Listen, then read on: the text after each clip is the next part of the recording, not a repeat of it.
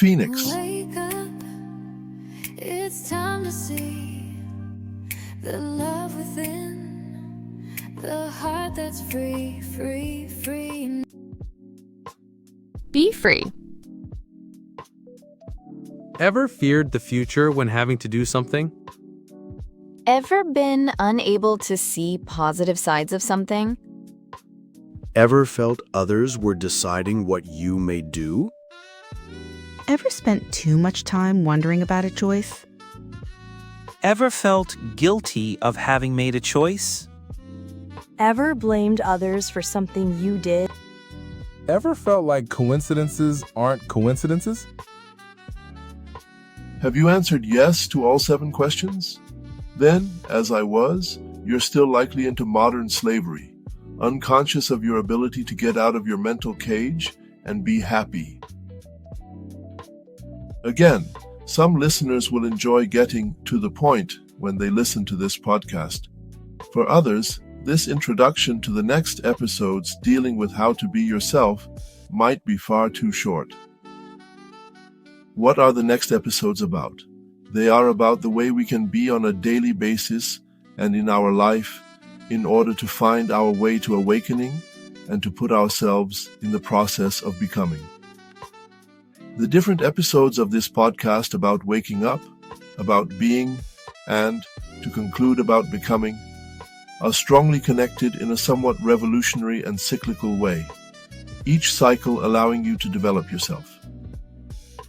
From birth and even before, awakening is necessary to be and become. Being human is necessary to wake up and become. Having projects and goals is necessary to become oneself and be fully oneself, that is, a free human being.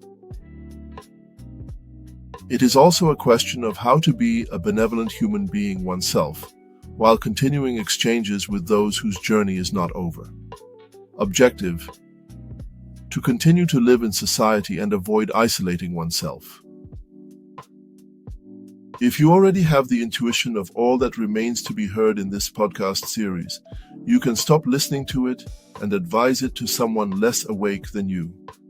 Otherwise, rest assured, I will go straight to the point in the following episodes, which are intended to be short and easy to listen to. The concise aspect of this podcast is an invitation to other readings that develop the concepts evoked. I am not much into detailing things for too long. Introduction. Being a unique human being. All men are born free and equal in rights. However, each person is unique. Even identical twins are not identical. Everyone has disabilities and strengths. It also only takes a few seconds of browsing the internet for your browsing to be unique and transform you through your reading and interactions.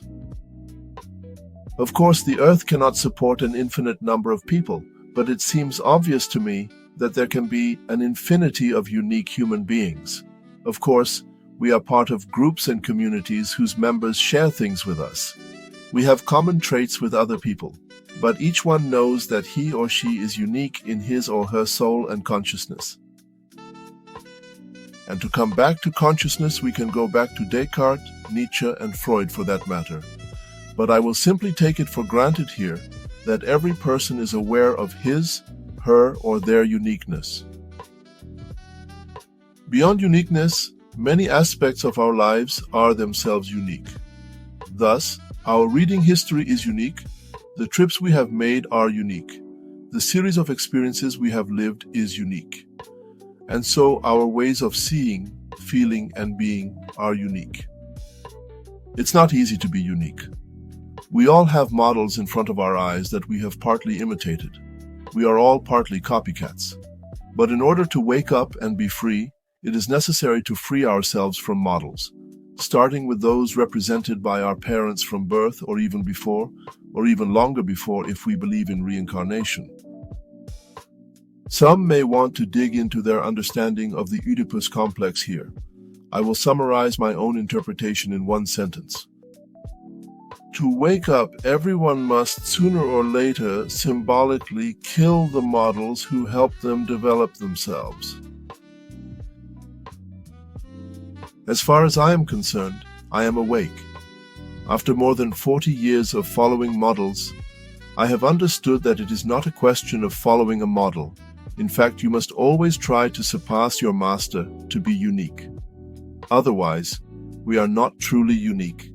We remain a simple copy, certainly a unique copy, but a copy. How to surpass one's master? Here, I will not allow myself to give detailed advice. It could be misinterpreted if it is too brief. The only thing I would say is that you have to think about surpassing your master. You have to try to become your own master with a lot of calm and patience, hence the expression self-mastery. To truly be a unique being is therefore to be original and creative. To do this, it must be understood that the slave, the follower, always has within him the potential to free himself from his or her master, the model. And then it is the model character, i.e. the master, who will probably become a follower after realizing that he has been overtaken. This does not come without conflict, collateral damage, and sometimes anger. The master who loses power over the slave may refuse the situation and create a conflict based on virtual concepts of hierarchy.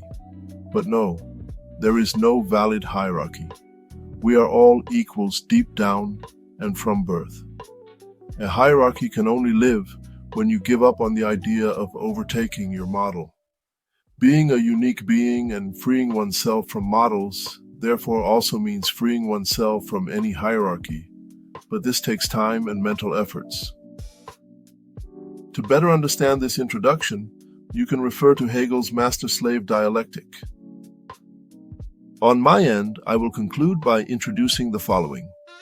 Freeing oneself from models and hierarchies can generate violence and hate, because many, starting with politicians, are afraid of originals who do not respect the established hierarchy. Fear of people who are becoming free thinkers and dare doing what they were told not to do. To fully wake up, however, one must, like the Dalai Lama, advocate nonviolence, self-mastery. I feel fully unique, the association of a series of adjectives that stick to my being and that I will describe later.